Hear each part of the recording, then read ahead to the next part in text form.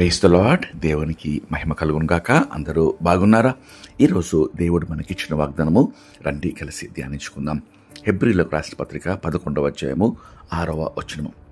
విశ్వాసము లేకుండా దేవునికి ఇష్టుడై ఉండుట అసాధ్యము. దేవుని యొద్దకు వచ్చేవాడు ఆయన ఉన్నాడనియో తన్ను వెతుకువారికి ఫలము దయచేయువాడనియో నమ్మవలను కదా. ప్రియమైన దేవుని బిడ్డలారా, శ్రేష్టమైన వాగ్దానము, ఒక షరతుతో కూడిన వాగ్దానము. నిజమే, విశ్వాసం లేకుండా దేవునికి ఇష్టడుగా ఉండలేము. ఈరోజు మన జీవితాలు మనం పరీక్షించుకోవాలి.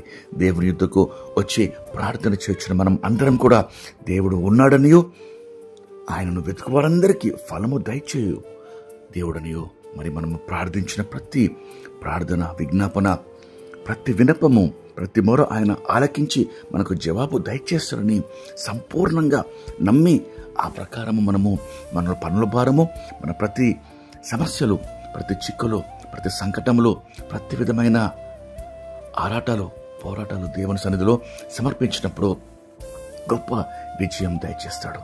కాబట్టి ఈ దినమందు ప్రియ దేవుని బిడ్డలారా, ఈరోజు విశ్వాసులు మనం చెప్పుకుంటూ క్రియలు లేకుండా మనము విశ్వాస జీవితము కేవలము మనము ఆ యొక్క క్రియాఫలము అనుభవించకుండా దేవుణ్ణి వెతుకుతే అది వ్యర్థమని దేవుడు సెలవిస్తుండగా రండి కలిసి ప్రార్థన చేసుకొని మనము వాగ్దానంను పొందుకుందాం. ప్రార్థన. మహాపరిశుద్ధమైన మా ప్రియమైన పరలోకపు తండ్రి, శ్రేష్టమైన వాగ్దానంకై మీకు ఎంతో స్తోత్రం చెల్లిస్తున్నామయ్యా. ఈ దిన ముందు తండ్రి విశ్వాసంతో ప్రవ్వా కనిపెడుచు మీకు ఇష్టలుగా జీవించుటకు దేవా మీ సన్నిధిలో మిమ్మల్ని వెతుకుచూ ఉండగా ప్రవ్వా మీరు తగిన ఫలము దయచేవారని ప్రవ్వా పూర్ణ హృదయంతో నమ్ముతున్నామయ్యా.